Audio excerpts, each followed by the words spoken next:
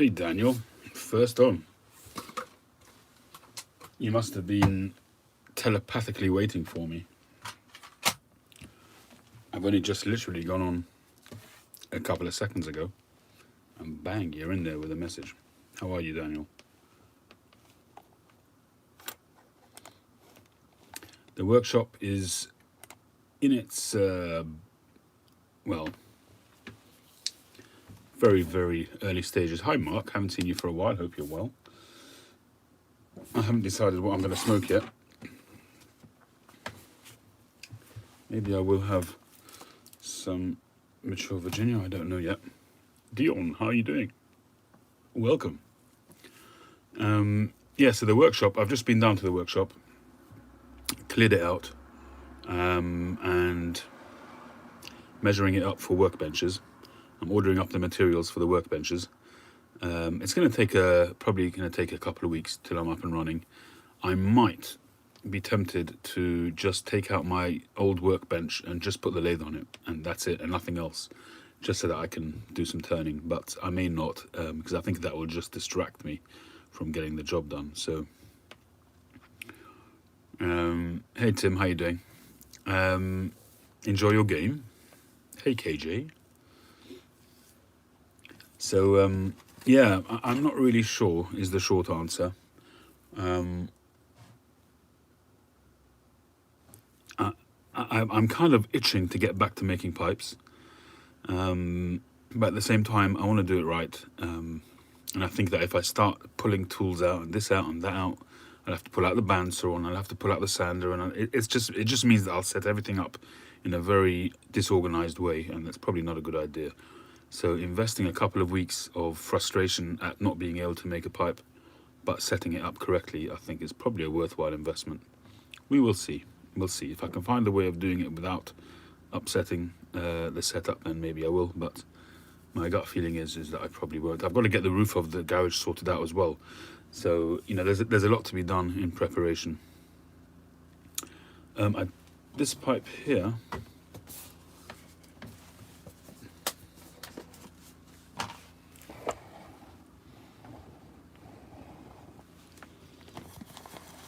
I'm not from Reading, no. Why do you think Reading? This is a Pipe Club of London from 2016. And you've got the laser etching there of the Pipe Club of London's logo, PCOL. Never smoked it. It's not 9mm, so it doesn't get smoked really. Hey Mike, how you doing? So that's, did I put it in the sale? I don't think I did put it in the sale. I'm going to hopefully, assuming I get the time, I'm going to today also do an update on the LCS pipes that I've got available, the new pipes. Sore neck, why have you got a sore neck? Is it Thanksgiving today in America? If it is, happy Thanksgiving. Hope you're all having some nice feasts. Enjoying your turkey, if that's what you do today. I think it is. Too many hours in front of the PC. Well, thanks very much for covering my Saturday night. Much appreciated.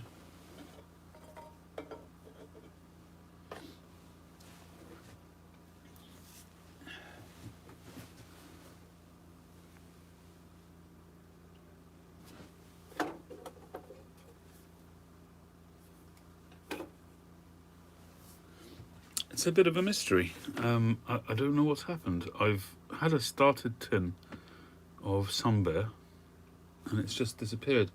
The only thing I can think of is that it's out in the garage and I've packed it away with everything else. I'm just loath to open another tin.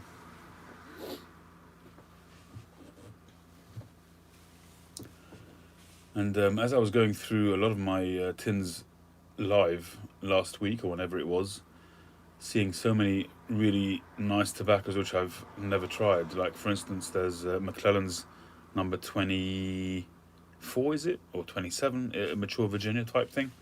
Never tried it, and I'm kind of itching to give it a try, but I'm always hesitant to open up new tins when I've got so much open. Hey Josh, how you doing? And James, welcome.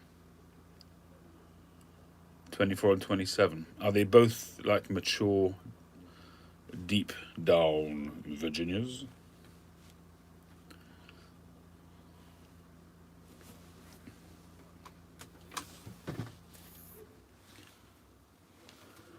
McLaren Christmas cheer. I do. I should have an open one somewhere.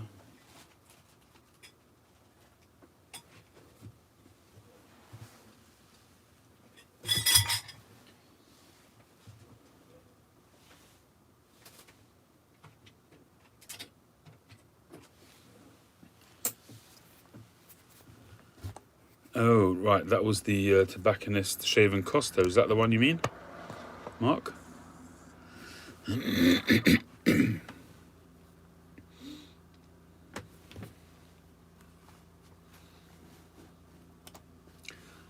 I'm assuming that's the one you meant, the cracking tobacconist. I've never been back there. That's now a Havana House branch, I guess. Hey, Suffolk, how you doing? Alex, right? Did I get it right this time?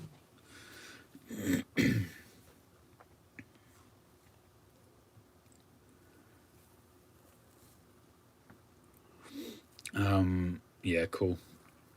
Yeah, so that one, that visit to Shaves and Costa, I really miss those type of videos. I really enjoy, going into a tobacconist and just having a chat with the proprietor or the manager or whoever happens to be there. There's nothing quite like it. So many of them, especially when you go to ones who the person running the shop is a little bit past middle age, and they've got such a rich history, such a whole sort of tapestry of information at their fingertips, stuff that they've been through, which they consider to just be normal life, but for us geeks, pipe geeks, it's what we breathe, it's what we live and breathe, and there's just so much information there to be tapped, and it's just going by the wayside. The guy that I interviewed that day was his last day. He owned that business and sold it to Havana House, and that was his last day as the manager or owner of that shop. And it just by sheer luck that I happened to be there on that day. Daniel, JJ Fox's and other shops, I would visit them, except during COVID, not much has been going on. There's no club. The club is down at the moment. There's no Pipe Club of London, which used JJ Fox's as its venue. So I haven't been. No, I haven't been in about 6 months. JJ Fox is open, so I could technically go there. Hey, Kirk. So I could technically go there, and I've heard actually. I was speaking to Bernard Alotti, the president of the Pipe Club of London. Chad, hi. Your B&M just sold. Yeah. Well, at least somebody's bought it. I hope it stays as a B&M though, as a tobacconist. So as you know, I mentioned this a while ago that Dunhill. Hey, Truth. Dunhill in St James's closed down. Their lease came to an end and they didn't renew it, which I didn't know, but apparently it's been like that for a few months, almost since the beginning of COVID. I think it was around the end of March that their lease was up. But I heard from Bernard that it's been taken over by the Havana Cigar Exchange. So it looks like it will be staying as a cigar seller. And maybe they'll still carry some pipe stuff. I don't know. We'll find out, I guess. I think it's in the process of being refurbished and set up as something new. So we'll see what happens with that. That street, that St James's, is a very, very historic, storied street. You've got Berries and Brothers, Berry Brothers, or something like that. I mean, they sell alcohol, whiskey, wine, and they've been wine merchants going back. I mean, they've got royal warrants from the Queen and from Prince Charles. They've been doing that for about 300-400 years. They've been there, so I think since 16 something or other. And that's just nuts to think about it, to have a business, which I believe is still in the same family, if I'm not mistaken, for 350 years or something like that. It's quite amazing.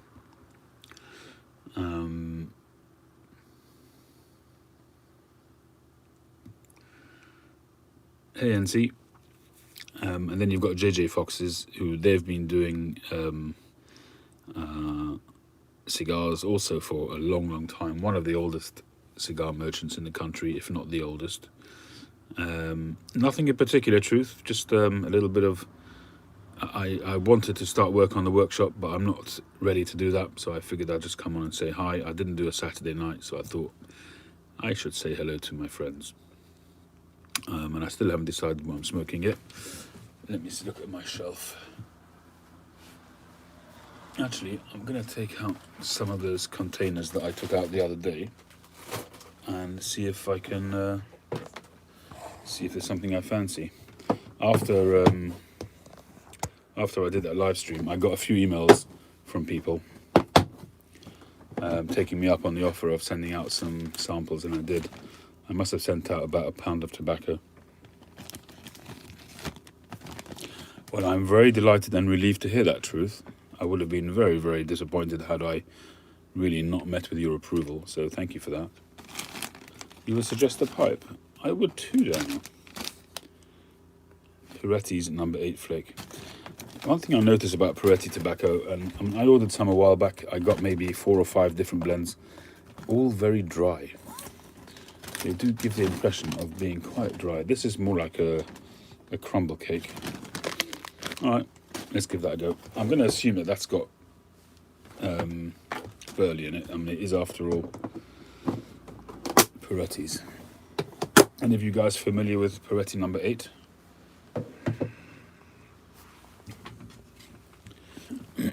These 2 pipes just sold today from my estate pipe collection that I put up for sale. Sold quite a fair few of those pipes. There's still a fair few left if anybody's interested.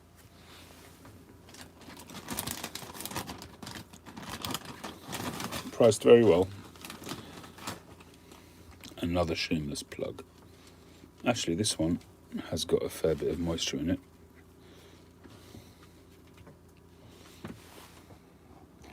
Let me just get the screen off. It's distracting to see the monitor.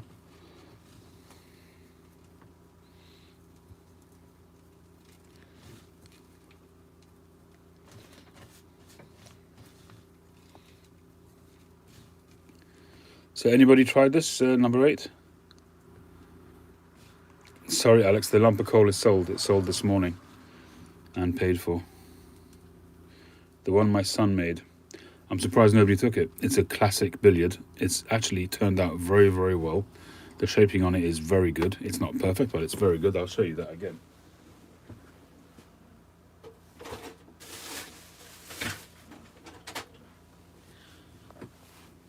It's really a very classically shaped pipe. It's good thick walls. And considering that he did most of the sanding, okay, the overall shape was there, but he did most of the sanding, and it's got some nice stain on it, and it's also got roughy on the base there.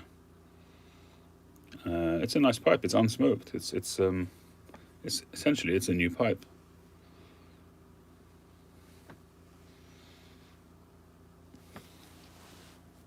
Drilling is a little bit, could do with actually drilling the hole a little bit deeper, but it's not perfect, but it's priced accordingly. I don't remember how much I put this one up for. Victorian, how you doing?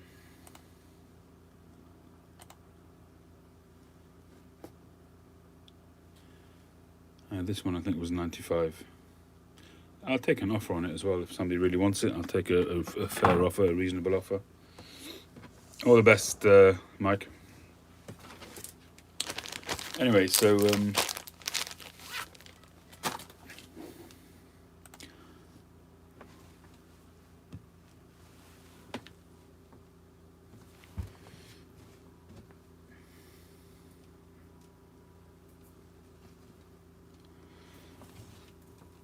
let's give this a bit of a smell.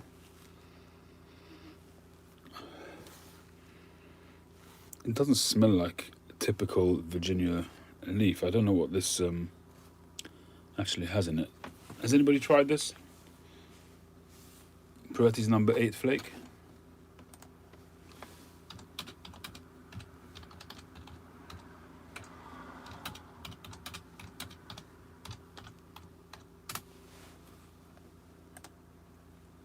Number 8 slice. Contains burley, Perique, Virginia. It's a stout Virginia and Perique flake with added burley. Spicy and complex with full flavour and a cool, even burn. Jim Minks gives it a 4. Ooh.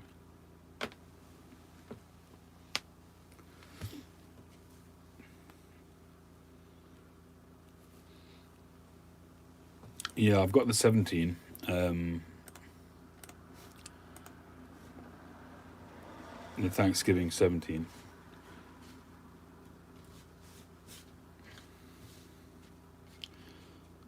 Which pipe should I smoke this in, though?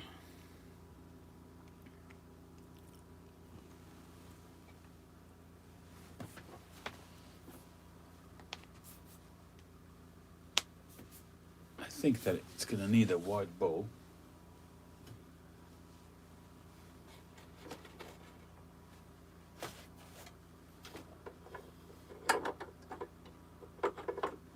Although I don't really know why I say that.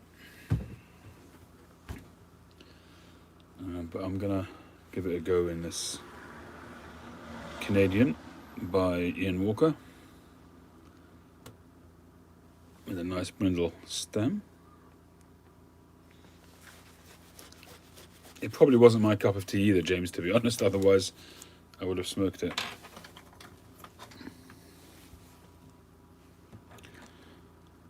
The pipe on the rack is, you've seen that one before, Daniel. It is a small little apple which I made, with a faux sandblast. Seen that one before. Made that a while back and I've been enjoying it. It's a lovely little pipe. It's lightweight and a great little workhorse. Got a nice rustication.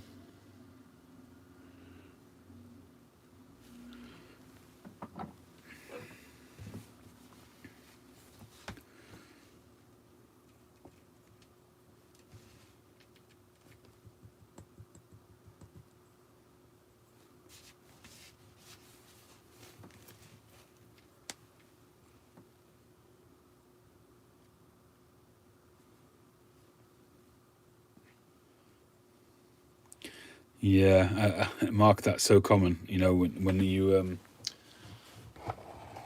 go into some pipe lounges, or if you go to a pipe meetup or something like that, you get that excuse me, you get that classic pipe smell, which is really a mixture of lots of different tobaccos. There's aromatics, Virginias, Latakias, all mixed in together in the room, and a cloud of smoke, and it just combines together to be this classic aroma. But it's very rare that you can actually reproduce it. It's just because the room note is always often very different to what you experience when you smoke a pipe. And Eric Nording sold for 66. Is that cheap? I don't know. I'm not an expert on Eric Nording. I have had some Nording pipes before. I had one, Beauty, a hand-cut one, and I sold it in one of my sales. I would say that I wouldn't say I regret selling it, but it's a pipe that I wouldn't mind having again. It's interesting when I read up some of the articles written by Rich Esserman in the Pipe Collector, and he talks about they when they do deals, they sell pipes or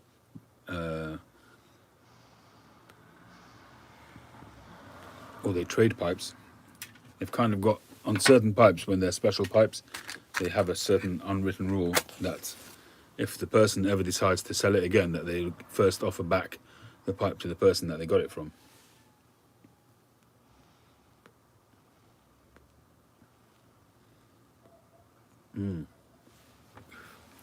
LGS, lovely. Can't go wrong with that.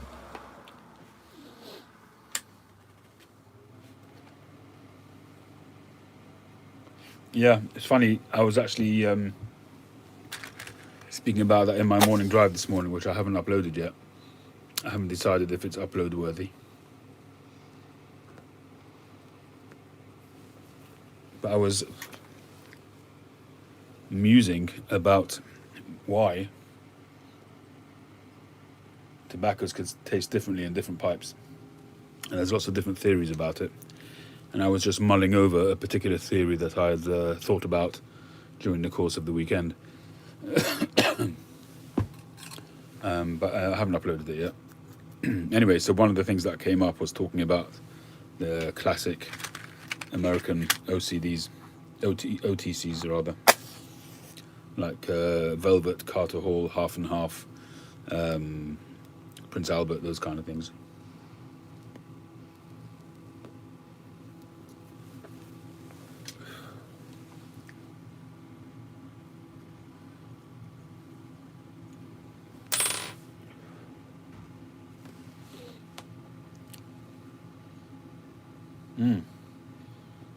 I haven't had Amphora Original.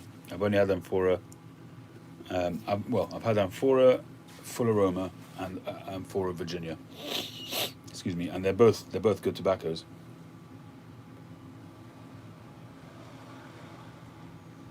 Velvet is an American classic. I talked about that this morning in my drive as well. That's Velvet. But usually you get it in tins. The thing about American OTCs is that they are OTCs. You can buy a 7 or an 8 ounce tin of Prince Albert for $35. Whereas here, there's no such thing as cheaper tobacco. Even if it's an OTC, like people would call St. Bruno maybe, or Clan, or any of these, people might call them OTCs, but they're still standard price. It's around £15 for 50 grams.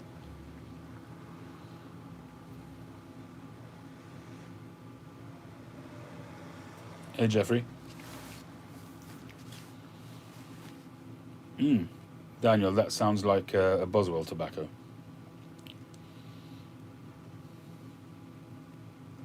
I'm not a fan of Burleys, as you know.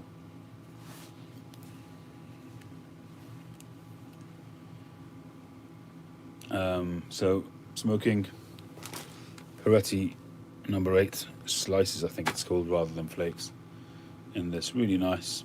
I don't smoke this that often, actually. I should. Oh, it's Sutliff. Okay. A Northern Briars Group 4 Canadian. Very nice, sleek look to this pipe. It's been a while since I've made a Canadian, or oval shank anyway.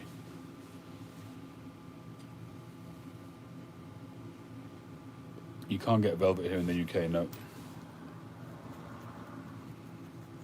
But you can get Amphora Full Aroma. Just get something like that. That'll give you a similar experience, I think.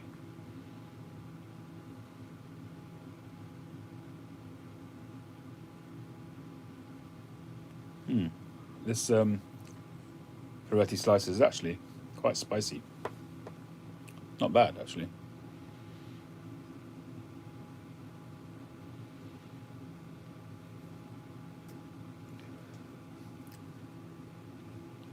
If you want something a little bit more spicy, Truth, you could also try Special Virginia, Benson and Hedges Special Virginia. That's also a good tobacco. It's more spicy, a little bit more savoury. Hey Kev. Hey Kirk. The workshop, it's kind of at that stage where I'm at the planning stage. So there's a lot going on behind the scenes, but hopefully it'll all come together much more quickly than it is at this stage. This stage is a little bit slow. I'm ordering up the materials to put the workbenches together. Excuse me. And I'm ordering it up from a workbench specialist company.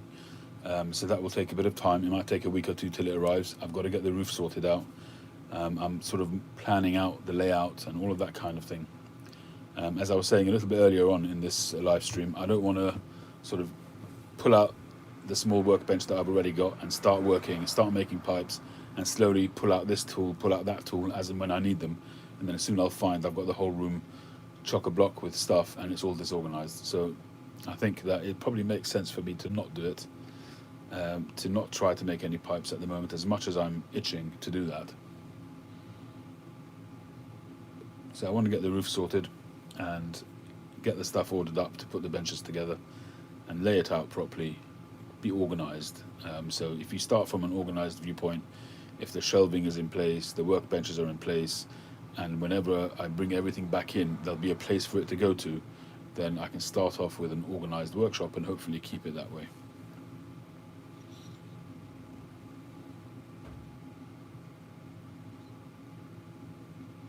I'm chomping at the bit, exactly, Kev.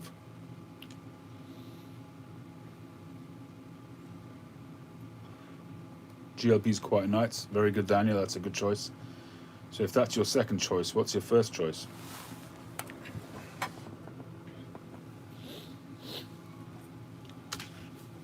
Everybody stand up. A guest. A blast from the past. Paul the Scandinavian. I haven't seen you in ages. And Paul the Piper. Our resident spanner.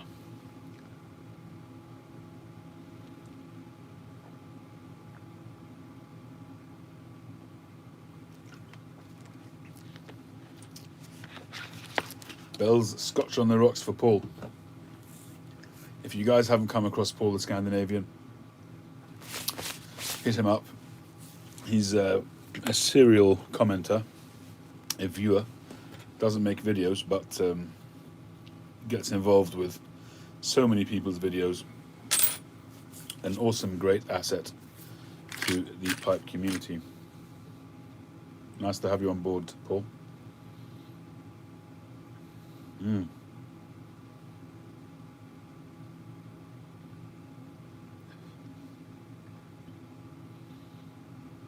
You know, that's so true, Josh. You know, the amount of times I've tidied up, I have that problem here at my desk.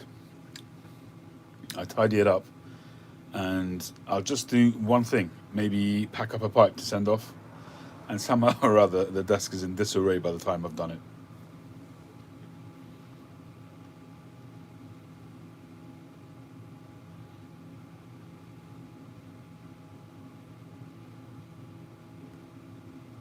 That's interesting, Daniel. Good for you.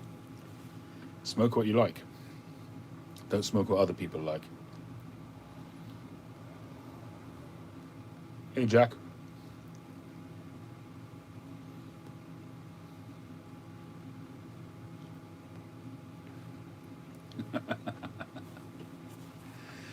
My daughter, actually, she came in with me into the workshop, just clearing it out and trying to sort of clear the perimeters so I can measure things up. And she had this idea. She did a bit of art in school. Before she left school, she did A-level art, which is sort of a qualification. So she wants to do a pipe mural for me on one of the walls in the garage.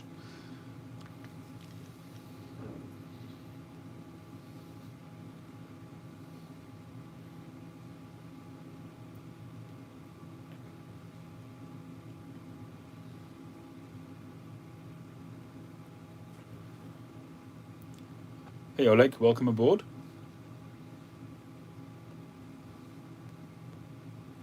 Shoveling during a, yeah.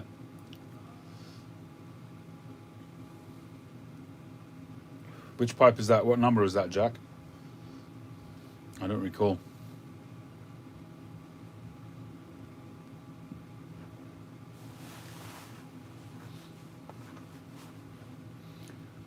The pipe sale is doing pretty well.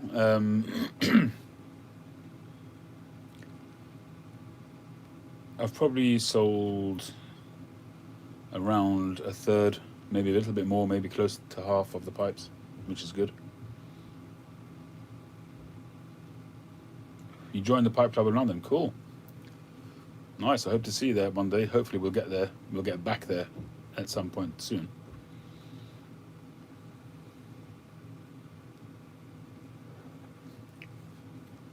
Virginia's and Sigali, I wouldn't mind trying that, to be honest. What is that one? What's it called? Grey Ghost.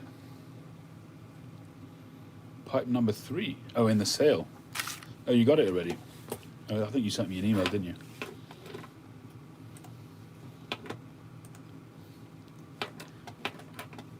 Yeah, I've been very much on top of getting the pipes out that I've sold. I've sent them out pretty much straight away.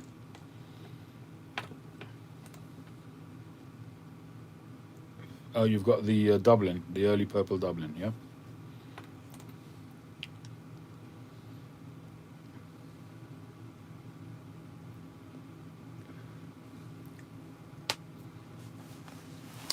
Hey, Donald. Thank you for joining. Does anyone get a grass taste from Virginia's and burn hot? Virginia's will give you a grassy taste for sure.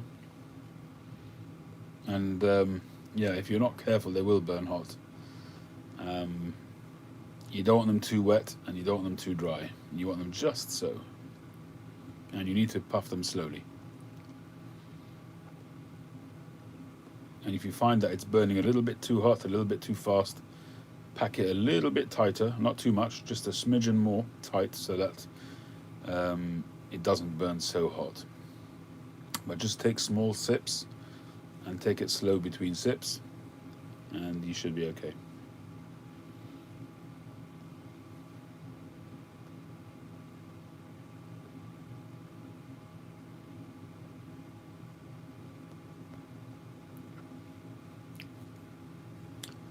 So actually this Peretti is not bad.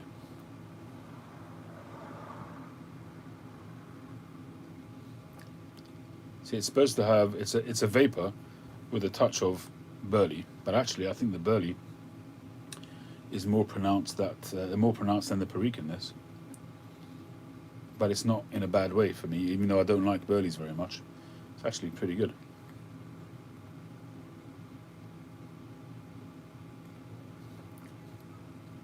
You do get the Perique on the retrohale. It does give you that little bit of a sweet spiciness, but the taste in the mouth, you do get that cocoa-y kind of flavour coming through from the burleys. It's actually not a bad blend, come to think of it.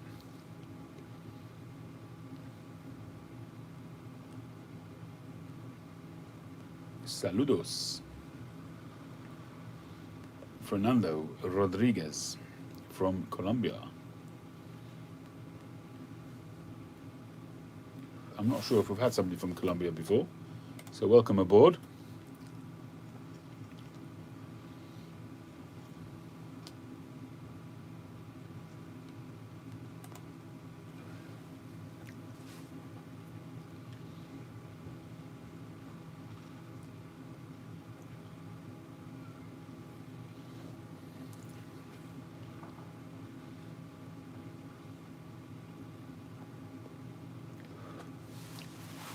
So what are you smoking today, Chad? Let me guess. Haunted Bookshop, Old Joe Krantz, or that burly Rustica?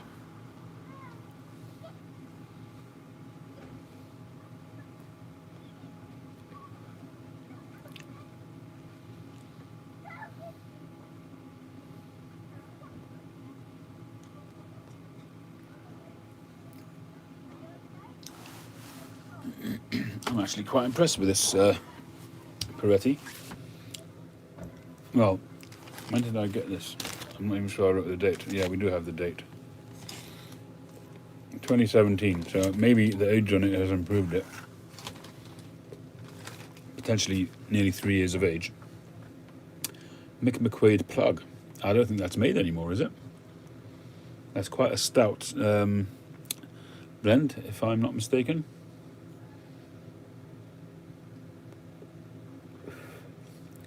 You can still find them here and there, the Mick McQuaid plug. They're quite expensive though. Is it still available?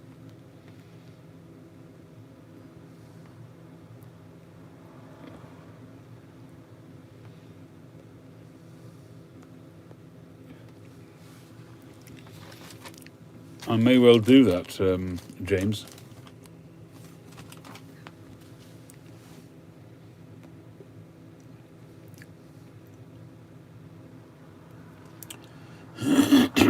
Your favourite at the moment is Cavendish Mix from Carers.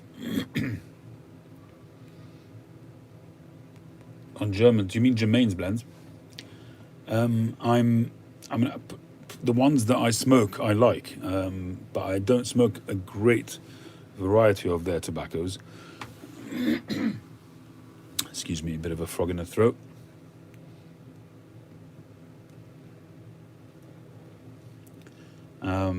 So the ones that I smoke are Special Latakia Flake,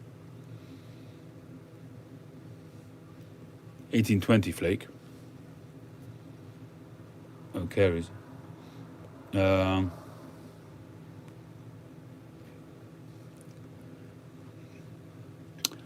habla Spanish, mate. Sorry.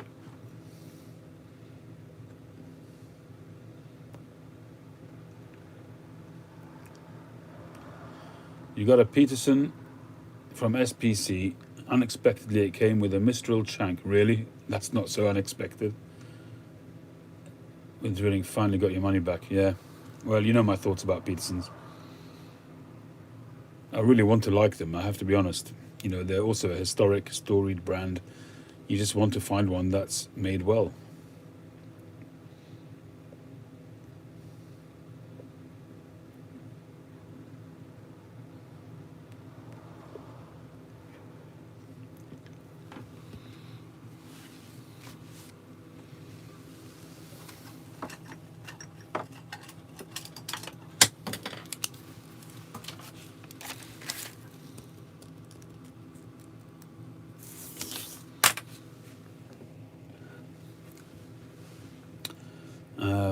Yeah, so Jermaine's 1820 Flake, Special Latakia Flake, Rich Dark Flake. Well, Ladisi was supposed to be getting things under control. Maybe you're still seeing an older one. I don't know.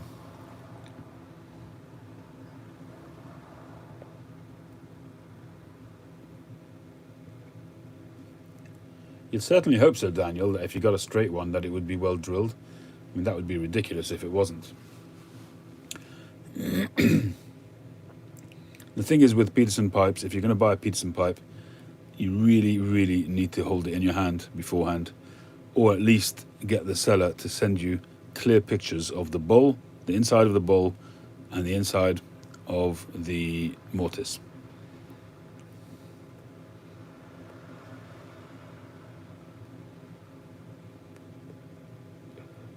Little jingles me. What translator are you using? Google Translate? I think something's gotten lost in translation there.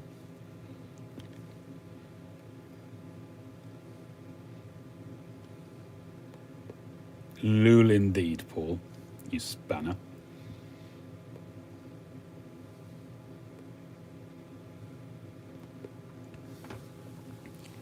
So, a fair way down with this Peretti, and it's not bad. It's not as tangy as it was to start with, and that burley really coming through and giving it that sort of savoury, cardboardy kind of flavour, which I generally don't like in a burley, but it's not bad. I could see myself adding some more Perique to that maybe. Let's see how that comes out.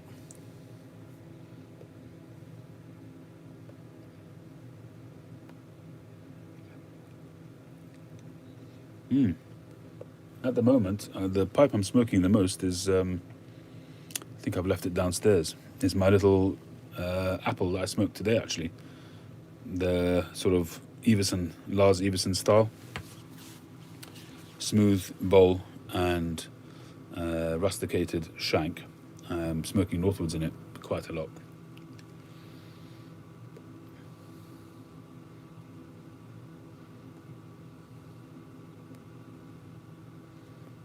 Absolutely, NC. It's a great tobacco. It's not your classic vapor. You know, it's only a smidgen of Perique in there, but the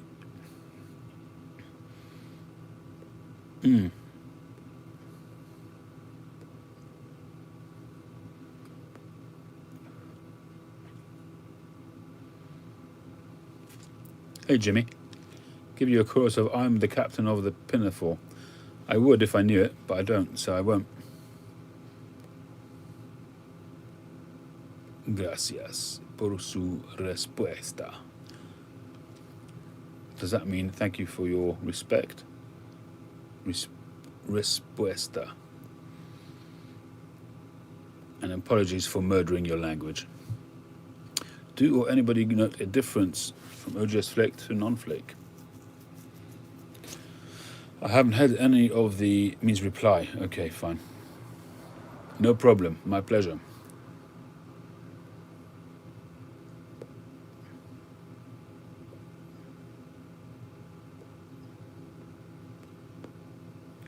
But there you go. I told you I was murdering his language.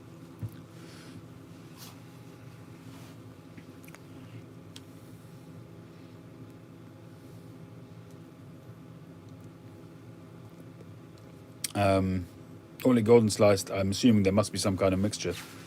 I know there was I've got an old pouch, which is I think a light aromatic, which I've just never ventured to try. But I've only had the flake, the sliced, the golden sliced.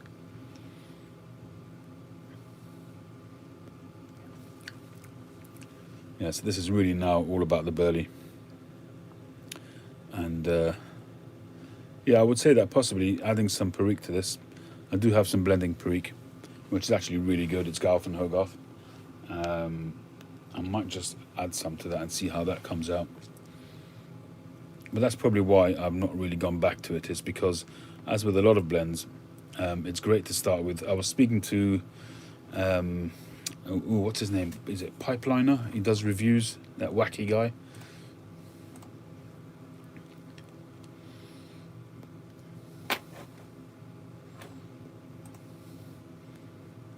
Smoking Pipeliner. So he did a review of Sun Bear.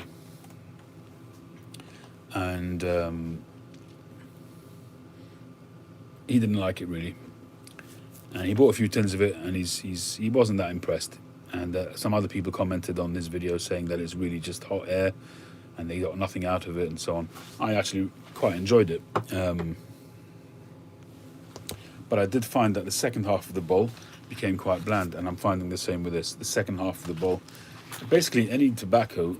Well, not any tobacco, but a lot of tobaccos that have some aromatics, if they're mild aromatics. In other words, if you kind of really getting the tobacco through it, rather than just casing, I do find that the second half, it tends to burn off whatever casing is in there, topping rather, and you end up with a tobacco. Now, if that base tobacco blend is not great, or if it doesn't just suit your particular preference, then you're just not going to enjoy it. So I find sometimes with some tobaccos, for example, Mature Virginia, which is a good example, HH Mature Virginia, it definitely has some, well, to my palate, it has some aromatics in there. It could be that the Orientals are really that flavoursome that it feels like an aromatic, but there must be something in there. Once that sort of burns off and you start to get down to the tobacco, you just get a good, decent tobacco kind of flavour, and you just can enjoy it. And there's a little bit of spiciness there, and that stays. But some tobaccos, like Sun Bears, to me, is a good example. When that honey and a little bit of whatever else they've got in there, is it tequila or something?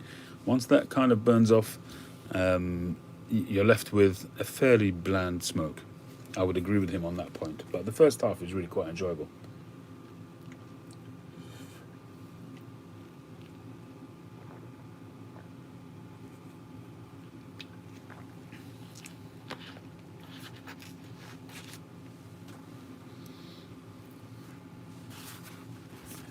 James C, good afternoon to you too.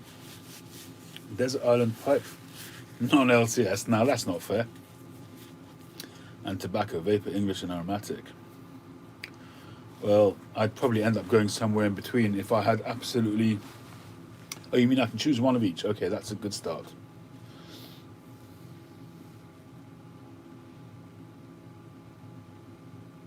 All right, Tim, yeah, good call.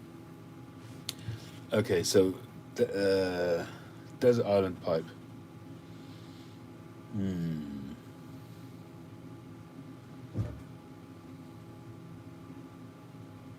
It's a lot harder for me to answer that question nowadays because I'm most of the time smoking my own pipes.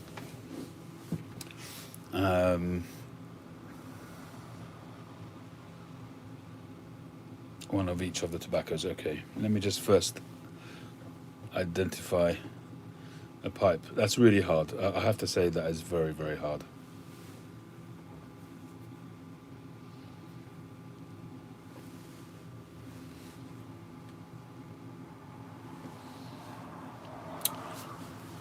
Okay, so let me put it this way. You'll allow me, I hope, one pipe per genre, because my pipes are dedicated to genres of tobacco. Okay, so yeah, Mark, very good.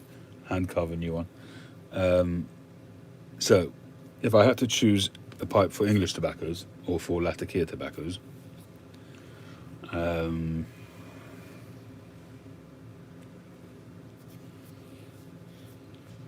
it would probably have to be my Boswell bent apple.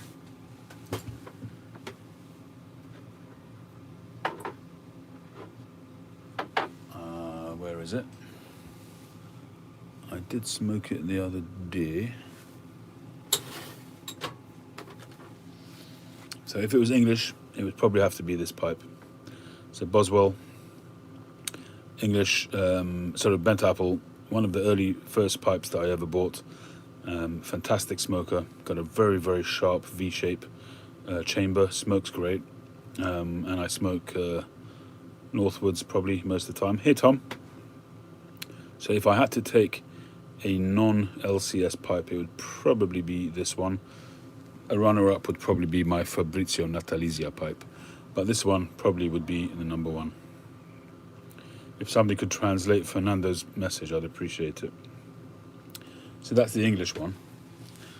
For Vapor or Virginia, again, another tough question.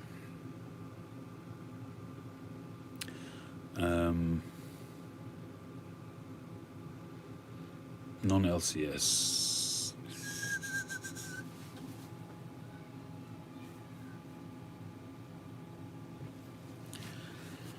That's a really hard one because there's just so many different pipes that I smoke on, just, on different whims, different days. It's just a tough one. But I think I would have to go, even though I haven't smoked it as much lately, I may well go for this pipe, just because I know it's a reliable pipe and I can always get a good smoke out of it. So that would be my Virginia / Vapor pipe. And if I had to do a runner-up, it would probably be this Northern Briars Quebec as the runner-up. And for aromatic,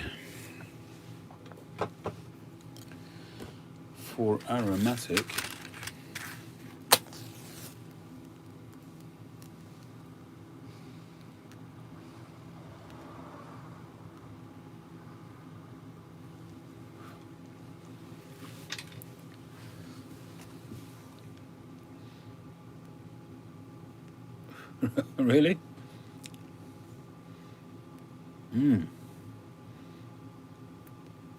I'm not sure what the government would have to say about that, Fernando, but that's very flattering. But yeah. What pipe are you smoking, Fernando, and what tobacco are you smoking?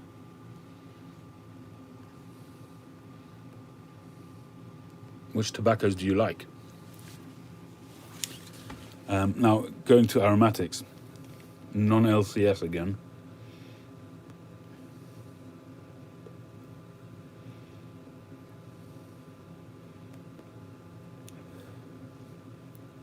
Well, there's only a few pipes that I've got dedicated to aromatics.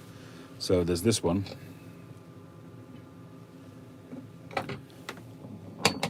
And this one, which I'm smoking Sunbear in most of the time.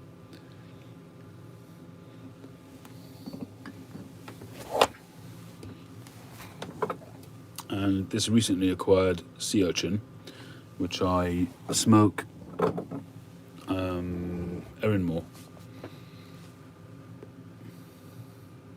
Again, I'd probably have to go for the Escorti. That's 2 for Escorti. Simply because it's a reliable smoke. It's a well broken in pipe. It's lightweight. Ideally, if it would be bent, I'd be even more enamored with it. But it's a straight pipe, but it's lightweight enough. And for aromatics, it would probably be this one. And this one,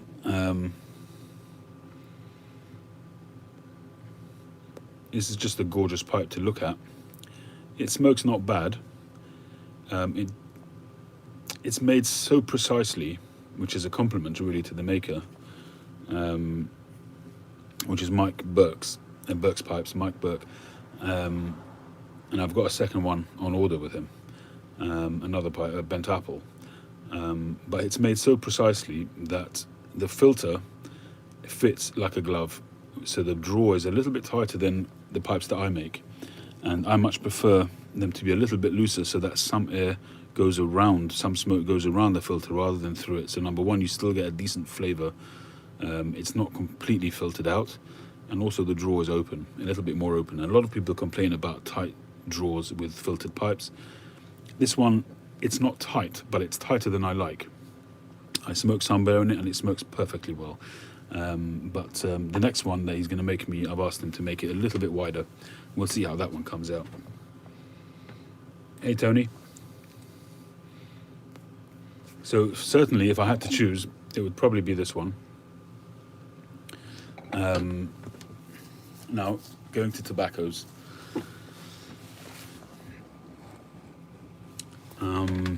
Starting with English, I think you all know it's a bit of a foregone conclusion on the English side of things.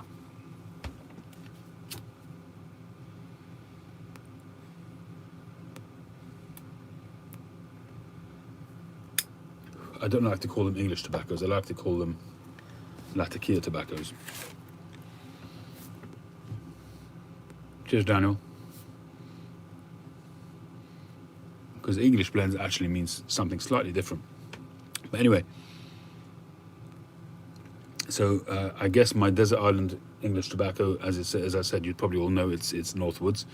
Even though there are some that may be nicer tasting tobaccos, but in terms of an everyday kind of smoke, a smoke that I can rely on and know what I'm going to get and I really enjoy it, don't get bored of it, it's got to be Northwoods all the way.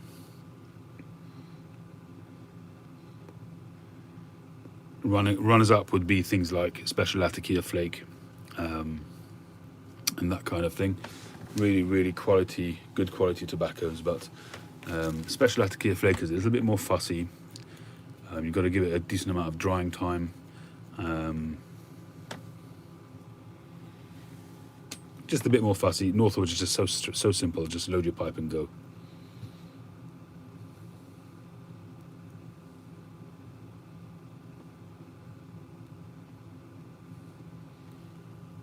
Aromatic. I've recently been enjoying a lot of aromatics.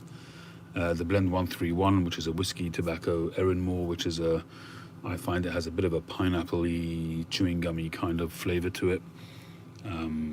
Orly Golden Sliced, strictly speaking, is an aromatic. Sunbear is an aromatic.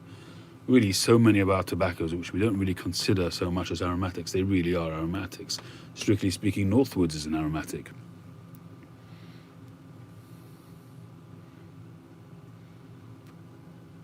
Thank you, Fernando. Yeah, I've understood that message. Very nice collection of pipes. Did I get that right? OGS is definitely an everyday smoke. Why not? I mean, it's an everyday smoke if you perceive it as such. Everybody has a different tolerance and a different level of what they consider to be an everyday smoke.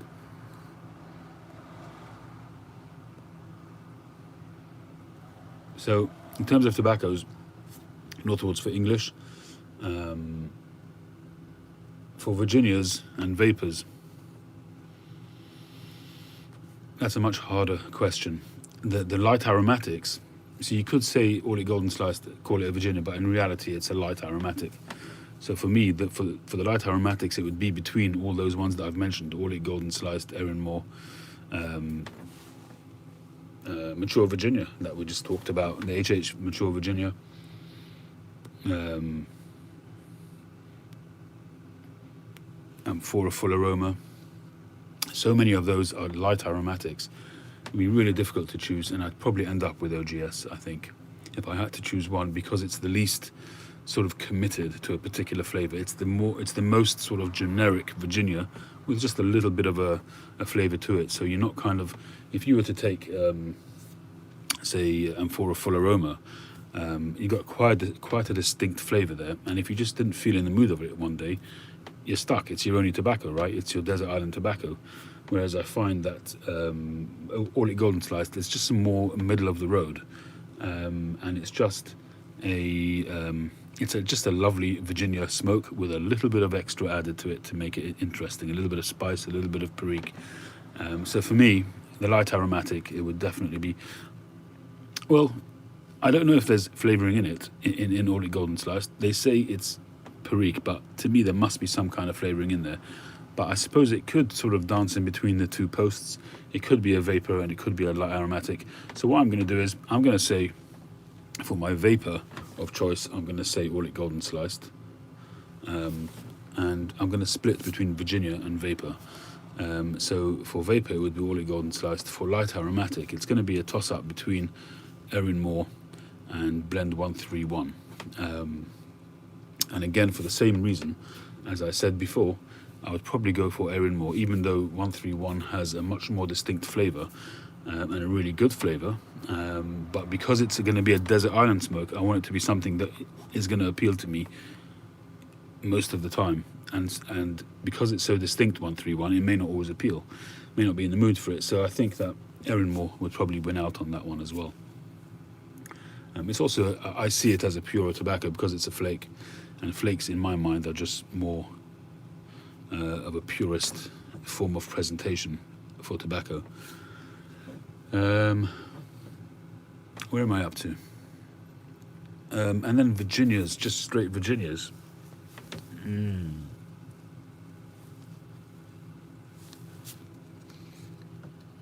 Straight Virginia. It'd have to be McClellan's, I guess, but it's just not so available, so it would be a bit difficult to say McClellan's. But really, any of the Christmas cheers would be absolutely fine. But in terms of something which is available, which is readily available, I think I'd be very happy with Amphora Virginia. I think Amphora Virginia is such an underrated tobacco. It's got such a nice, rich sweetness to it. Just looking at it, you can see the quality of the tobacco. I don't have any at the moment, believe it or not. I just haven't ordered tobacco. Besides for what I could get here in the UK, I haven't ordered for quite some time now. Just haven't seen the need for it. But I would love to get a stack load of Amphora Virginia, the yellow pouches. I'll have to get that ordered at some point. You know, I've come to a point where I worry about certain blends that if I wouldn't be able to get them again. So, you know, you just don't know what's around the corner. And I worry about, for instance, Northwoods, about Boswell pipes. If they were, God forbid, to go belly up at some point, and I'm sure that will never happen. I hope it won't happen ever. But if it would happen, if that went and Northwoods went, so, you know, I think to myself, I better order some. Just have it. You can't go wrong. If you've got it, you've got it, you know. But there we go.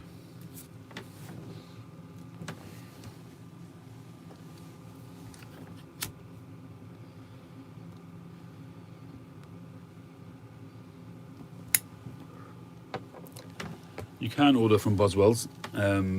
Just send them a message, an email, asking them to just package it in a way which is less likely to get nabbed, and they'll know what you're talking about. Generally speaking, I've had very good experience with Boswell's. I don't order from them like I used to. I used to order almost every week or two. I used to be ordering stuff in the early days. And, you know, over the 2-3 years that I was ordering, out of maybe, I don't know, 30, 40 packages, maybe 1 or 2 got stopped.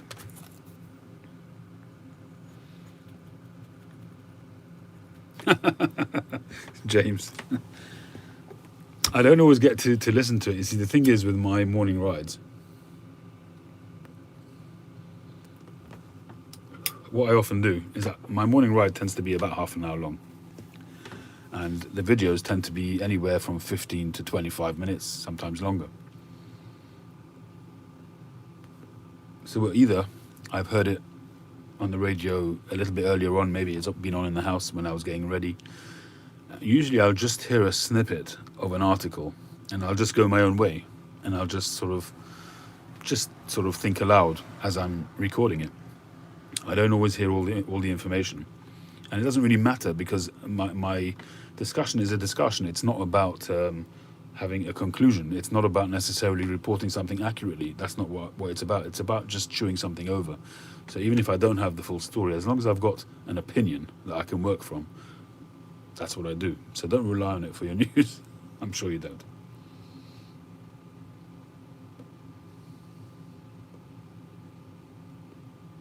But I do like Nick Ferrari.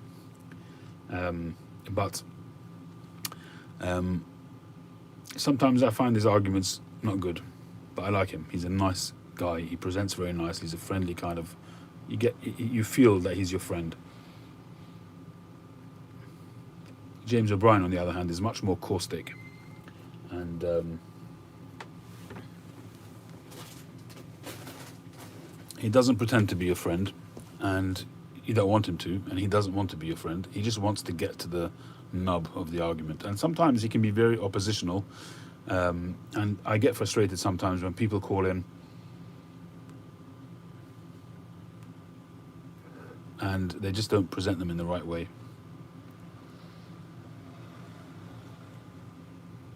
But when you call into a radio station live, it can be quite nerve-wracking. And sometimes I think to myself, when a caller calls in, tries to refute something that James has said, and I'm sort of screaming at the radio, why don't you say this? And but you know, when you're live, it's very hard to always have your presence of mind.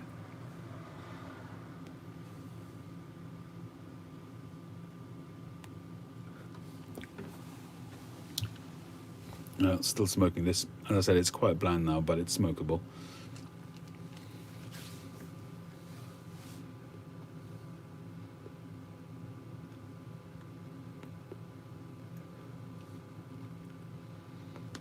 All right. Well, I'm about to have my supper, so I'm going to say arrivederci. Thanks very much for coming on to this impromptu live session. Appreciate it very much. Enjoyed chillin. So, thank you, James. Thank you, Jack. Thank you, CMO. Thank you, Mike at Briar Blues. Thank you, Josh. Josh, did you say at some point that you were sending me some magazines? Thank you, Tom. Thank you, Mark. Thank you, NC. Thank you, Paul the Piper. Thank you, James. Thank you, Fernando. Thank you very much for joining, Fernando. Hope to see you again next time. Thank you, Paul the Scandinavian. Daniel Leslie, Signor Montoni from Rhode Island. Tom Idzinski, thank you very much. Tim, if you're still there, thanks for joining. No, don't worry about it, Josh. I was just thinking the other day because over the weekend I was reading some stuff, the Pipe Collector, and actually what I do is often, just before the weekend, I go back to my computer and I print off a magazine. I've got some of them on PDFs. And so I printed one out and I'm reading it and I just realized that I'd already read it. And I'm kind of doubling over stuff that I've already read. And it just kind of came into my mind. Didn't somebody say to me that they're going to send me some magazines? You don't have to, Josh. No pressure. Seriously, I didn't want to come across as giving you any pressure. You don't have to at all. Seriously. Thank you, Jack. Thank you, Jimmy. Thank you, Todd. Thank you, Daniel, if you're still there. Thank you, Truth. Thank you, Kirk from Florida. And Kev, if you're still there, thank you very much. James Stumbo, Dion Hunter. And everybody else, if I have missed you, or if I have missed you, apologies. Have a great day, have a great week, and I will catch you on the very next one. All the best, everybody.